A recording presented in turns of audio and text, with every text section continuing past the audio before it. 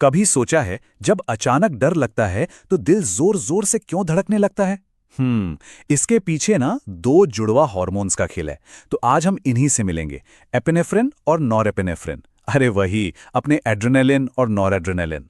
तो चलिए इन्हीं दो लगभग एक जैसे दिखने वाले मॉलिक्यूल्स की कहानी में गोता लगाते हैं। यही वो हैं जो हमारे फाइट और फ्लाइट यानी लड़ो या भागो वाले रिस्पॉन्स को कंट्रोल करते हैं। केमिकल लेवल पे देखें तो ये दोनों बिल्कुल जुड़वा भाई जैसे हैं। इनमें फर्क बस एक छोटी सी चीज का है, एक मिथाइल ग्रुप का। तो सवाल ये उठता है कि अगर ये इतने मिलते जुलते हैं तो फिर हमारे शरीर में इनका काम इतना अलग अलग क्यों है? और ये एक बहुत ही दिलचस्प पहेली है जिसे साइंटिस्ट ने सुलझाने की कोशिश की है। ये दोनों ही फाइट और फ्लाइट रिस्पॉन्स के मेन खिलाड़ी हैं। जब भी कोई खतरा महसूस होता है ये शरीर को एक्शन के लिए तैयार करते हैं, मतलब एकदम से एनर्जी का बूस्ट देते हैं। अब इनके अलग अलग काम का जो राज है ना, वो सिर्फ इन मॉलिक्यूल्स के अंदर नहीं है। असली कहानी तो इस बात में छिपी है कि हमारे सेल्स, हमारी कोशिकाएं इन्हें रिसीव कैसे करती हैं। इसको ऐसे समझिए जैसे हमारे सेल्स पर कुछ खास तरह के ताले लगे हुए हैं और इन तालों को खोलने के लिए कुछ खास चाबियां ही बनी हैं, जैसे कि एपिनेफ्रिन। हमारे दिल में इन रिसेप्टर्स की दो मेन किस्में होती हैं, बीटा 1 और बीटा 2।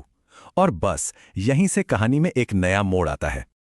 और असली पहेली पता है क्या है? वो ये है कि नॉरपेनेफ्रिन बीटा 1 रिसेप्टर्स को ज्यादा पसंद करता है। कितना ज्यादा? बीटा 2 के मुकाबले पूरे 10 गुना ज्यादा। लेकिन एपिनेफ्रिन वो कोई भेदभाव नहीं करता। वो बीटा 1 और बीटा 2 दोनों से एक बराबर ताकत से जुड़ता है। अब ये तो बड़ी अजीब बात हो गई है ना। तो इस गुत्थी का जवाब मंजिल में नहीं है, बल्कि उस रास्ते में है जो ये दोनों मॉलिक्यूल्स अपनी मंजिल तक पहुंचने के लिए अपनाते हैं। चलिए इसको एक आसान सी उदाहरण से समझते हैं। मान लीजिए कि रिसेप्टर एक पार्किंग गैरेज है और हमारा हार्मोन एक कार है जो पार्किंग की जगह ढूंढ रही है। अब जो बीटा 1 रिसेप्टर है ना, उसका एंट्री रैंप एकदम सीधा और सपाट है, मतलब कोई रुकावट नहीं। तो नॉरपेनेफ्रिन वाली कार सीधे अंदर चली जाती है और आसानी से पार्क हो जाती है। लेकिन बीटा 2 रिसेप्टर का रैंप थोड़ा टेढ़ा मेढ़ा है, थोड़ा मुश्किल। इसमें एक ऐसी जगह है जहां नॉरपेनेफ्रिन वाली कार थोड़ी देर के लिए अटक सकती है, जिससे उसकी रफ्तार कम हो जाती है। और ये सिर्फ कोई कहानी नहीं है, रिसर्च भी यही कहती है। ये पता चला है कि नॉरपेनेफ्रिन बीटा 2 रिसेप्टर के रास्ते में सचमुच एक पॉकेट में जाकर कुछ देर के लिए फंस जाता है। तो सवाल है, ऐसा होता क्यों है? सारा खेल चार्ज का है। नॉरपेनेफ्रिन का जो पॉजिटिव चार्ज है ना, वो उसे बीटा 2 वाले जाल में फंसा देता है। लेकिन एपिनेफ्रिन के पास एक सीक्रेट हथियार है, वो एक्स्ट्रा मिथाइल ग्रुप। ये ग्रुप एक ढाल की तरह काम करता है, उसके चार्ज को छुपा लेता है और वो बिना अटके आराम से निकल जाता है।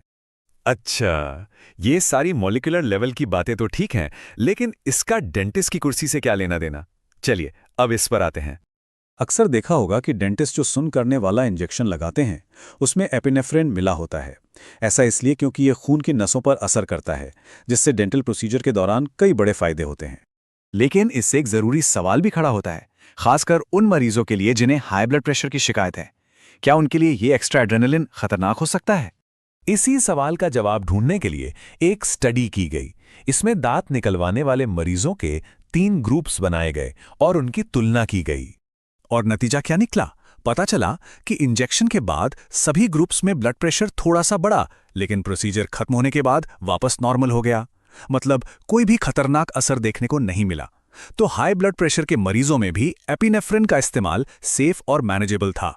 तो चलिए इस पूरे सफर को एक बार जल्दी से दोहराते हैं, एक छोटे से मॉलिक्यूल से लेकर मेडिकल दुनिया में उसके इतने बड़े असर तक। तो देखा, हमने एक सीधे से सवाल से शुरुआत की थी और फिर मॉलिक्यूलर बायोलॉजी की गहरी दुनिया से गुजरते हुए हम एक ऐसी जगह पहुंचे जहां इसका सीधा ताल्लुक असल जिंदगी से है। और सबसे अहम बात यही है कि कैसे एक छोटा सा मामूली सा फर्क, सिर्फ एक मिथाइल ग्रुप, एक मॉलिक्यूल का पूरा रास्ता बदल देता है, शरीर पर उसका असर बदल देता है और यहां तक कि मेडिसिन में उसका इस्तेमाल भी बदल देता है। तो ये सोचने वाली बात है ना, कि हमारे ही शरीर के इन छोटे छोटे अनदेखे रास्तों में सेहत और बीमारियों से जुड़े और कितने गहरे राज छिपे हुए हैं जो बस खोजे जाने का इंतजार कर रहे हैं।